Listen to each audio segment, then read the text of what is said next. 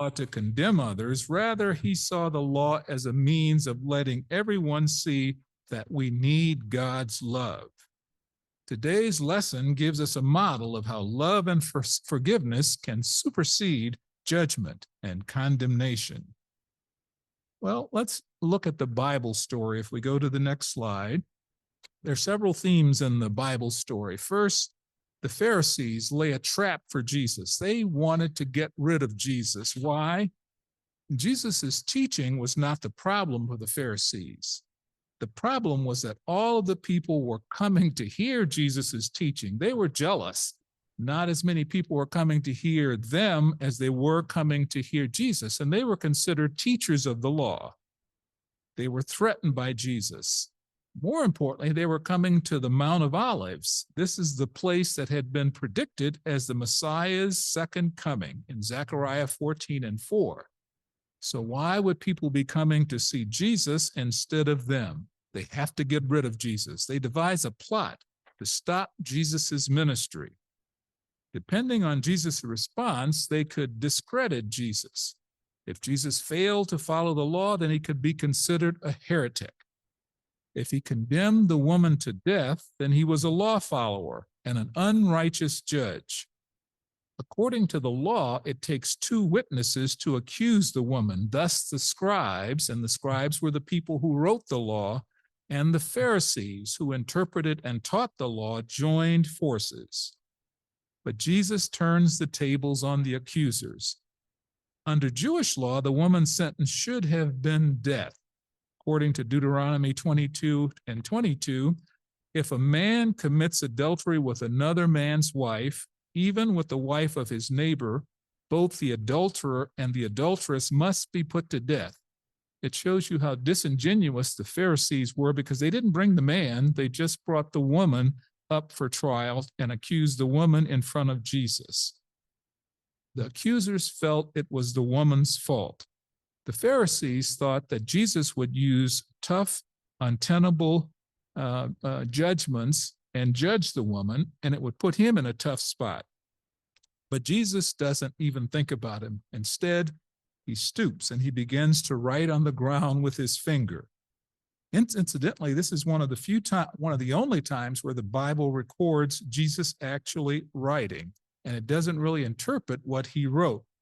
Maybe it was a Jewish law requiring death by stoning if you were belligerent, committed incest or false prophecy, witchcraft, cursing God's name, or Sabbath desecration, you could be stoned.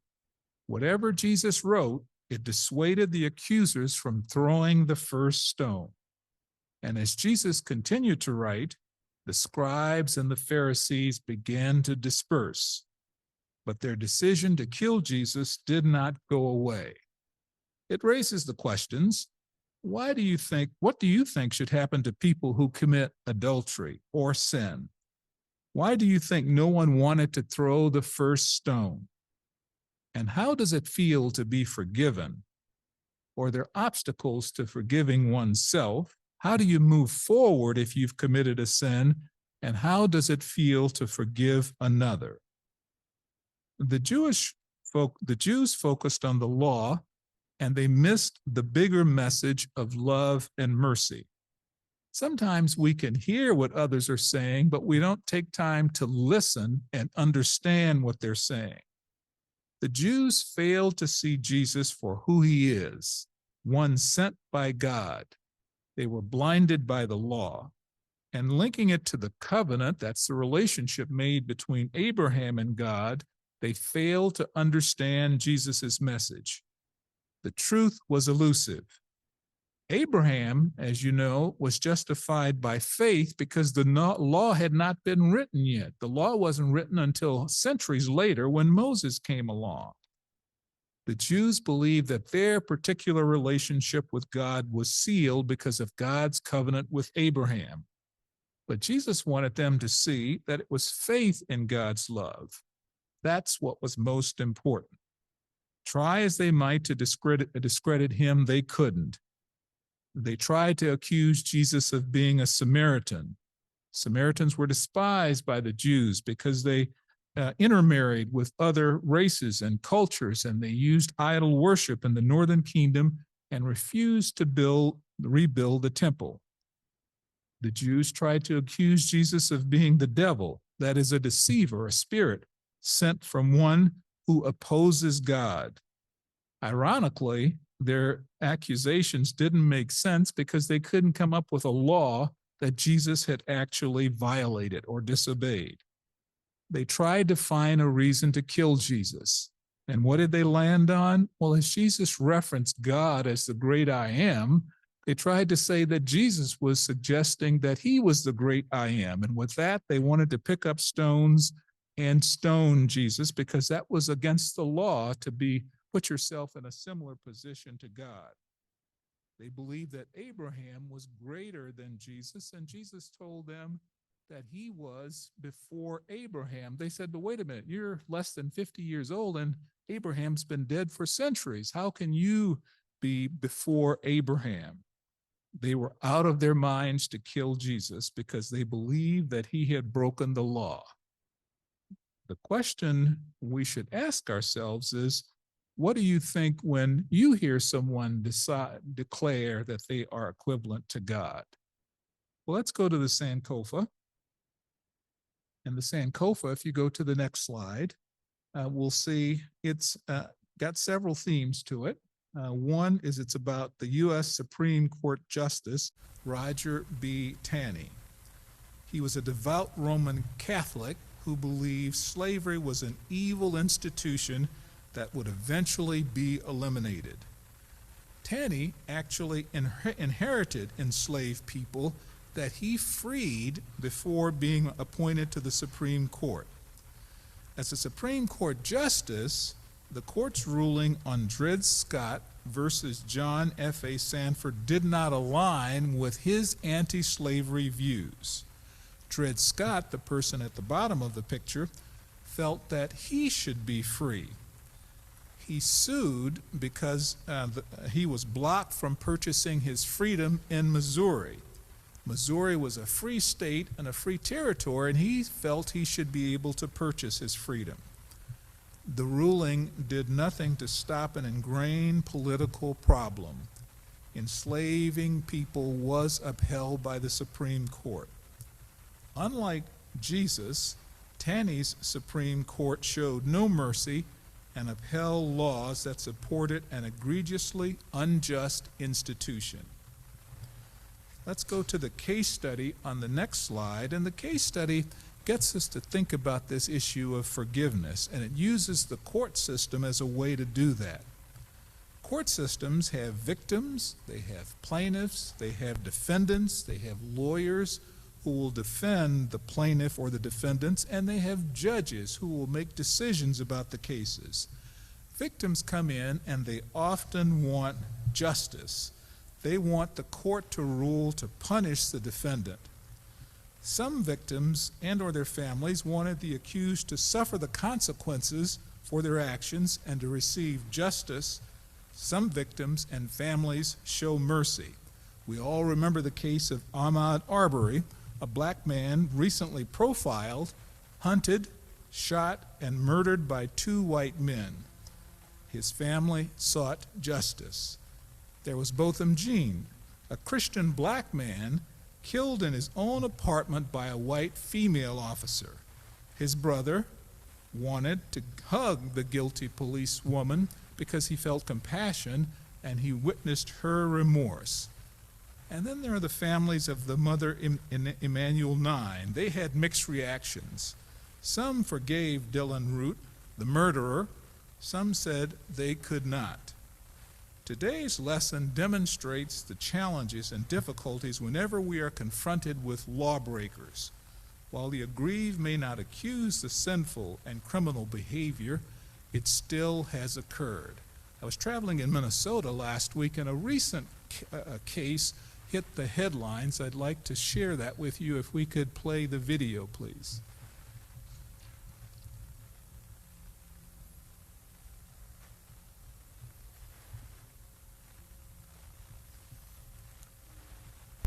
A deadly carjacking and could avoid doing any time behind bars. The victim's family is furious. I think that it's an absolute outrage and it's devastating to my family.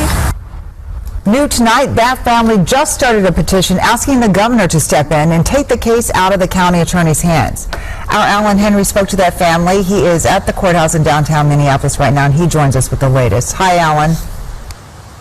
Hi, Amelia. That's right. The 20-year-old is scheduled to be sentenced here for his role in that murder in a little over a month. But before that, the family hopes the plea deal that would give him probation gets pulled. So my cousin's life is only worth probation. Kristen Darris-Dory says her cousin Steve Markey was a kind, loving soul. In 2019, he was shot and killed while being carjacked in northeast Minneapolis. Because they did a phenomenal job investigating and catching the suspects right away. The shooter was 16 at the time, certified as an adult, and is now serving more than 20 years in prison. But his accomplice, Hussein Braveheart, was 15 and was only recently certified as an adult after an appeal to the Minnesota Supreme Court, a process that took 4 years. We usually don't have an opportunity to see how somebody does when they get the types of services and programs that people recommend that they need. Last month, the Hennepin County attorney told us Braveheart responded to those programs so well, her office offered him a plea deal that would put him on probation instead of behind bars. From everything we know, he'll be in a much worse place coming out of prison.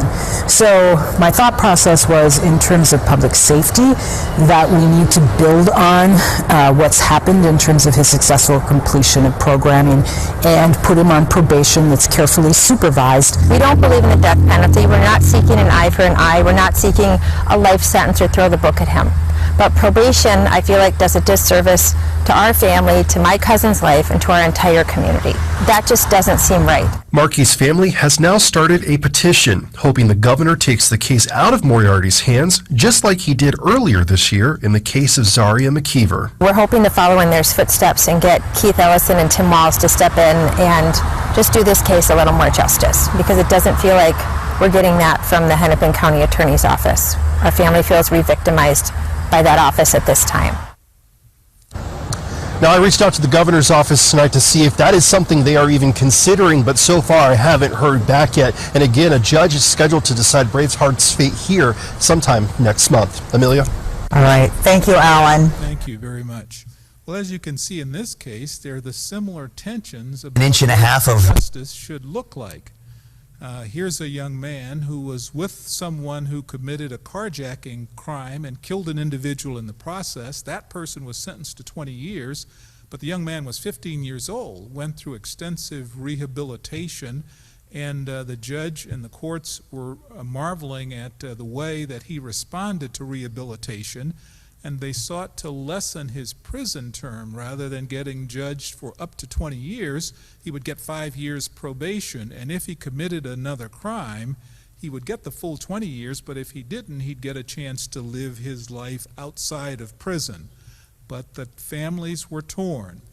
Families here again said, no, wait a minute, he should not get probation when we've lost a loved one. These are very complex issues, but they illustrate the point about forgiveness and why it's so important. Well, what are some of the key messages we can learn from this? What do we do when there are horrific events that happen to us?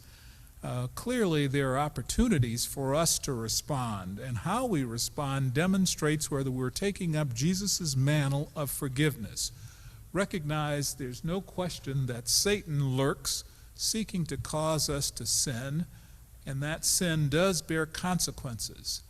But Jesus encourages us that before we start to enter into judgment against others, we should have a period of self-reflection, just as he asked the Pharisees to do, and consider what we've done. We should acknowledge God's love, God's mercy, and God's forgiveness to us, and judge as we want to be judged. Well, let's go to the next slide, and there are some closing questions for us to ponder. What do you think about the death penalty? How have your ancestors' lives influenced who you are? How would you explain Jesus' statement that before Abraham was, I am? The woman who was caught in adultery was not condemned because no one could stand up to the test where they had not done something that was sinful. To the people who declare themselves as Abraham's descendants, they felt that they were righteous. But Jesus offers the same options to us. He asks us to, yes, think about the legalistic issues that confront us when we're trying to judge someone who's done something wrong, but come to help them to know and experience God's love. We can be excellent models of intertwining justice and love. Let's close by bowing our heads in a word of prayer. Father, we're so grateful for the mercy and grace that you have given to us. We sin. We come up short of your expectations, but you forgive us and give us chance after chance after chance. Help us to model your forgiveness, your compassion as we engage with others. Keep us safe until we can come back together again and learn more and more about what you have for us to do. We give you glory and honor in the name of your Son, Jesus. And all who agree said, Amen.